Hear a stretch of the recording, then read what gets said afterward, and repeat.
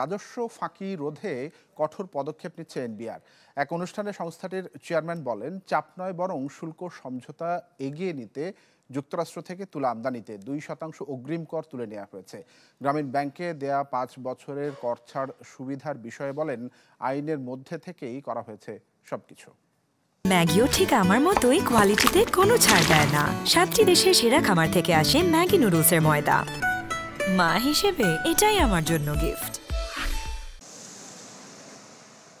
ঋণের বাকি অর্থ প্রদানের আগে রাজস্ব খাতের সংস্কারের বিষয়টি সামনে এনে বেঁকে বসে আইএমএফ।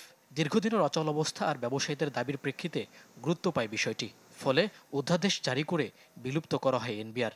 যদিও সেই অধ্যাদেশ স্থগিত আছে এখনো।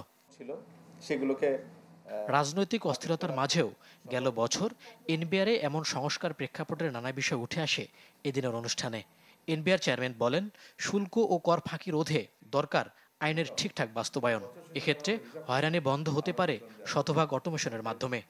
টোবাকোর ট্যাক্স রেট বেড়েছে, টোবাকোর দাম বেড়েছে, কিন্তু সেই হারে কিন্তু আমাদের রেভিনিউ আসেনি। এর মানে হলো যে এখানে প্রচুর ইলিসিট সিগারেট বিদেশ থেকে নিয়ে আসা হয়েছে এবং লোকালি অনেকে অবৈধ সিগারেট তৈরি করে, যেখান থেকে আমরা কোনো ট্যাক্স পাই না, কিন্তু স্মোকারদের হাতে চলে যায়। এনবিআর চেয়ারম্যান বলেন, রাজস্ব খাতের ফাঁকি রোধে নেওয়া হচ্ছে কঠোর পদক্ষেপ।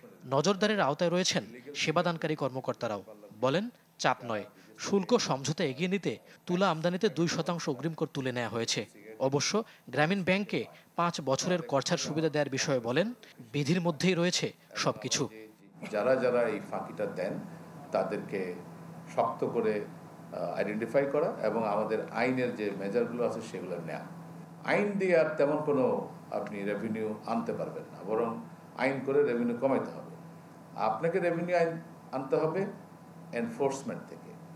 এই জায়গাটাতে আমাদের সবচেয়ে দুর্বলতা। অনুষ্ঠানে অর্থ উপদেষ্টা বলেন, সীমাবদ্ধতা সত্ত্বেও সংস্কারে রয়েছে সরকারের ইতিবাচক উদ্যোগ, যা দেখতে হবে নিবিড়ভাবে।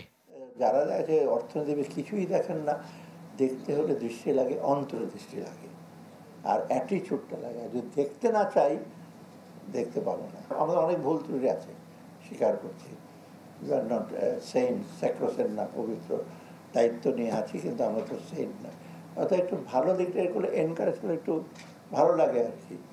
এদিন চলতি অর্থ বছরের রিটার্ন কার্যক্রম উদ্বোধন করেন অর্থ উপদেষ্টা। মইনুল হাসান, চ্যানেল 24, ঢাকা।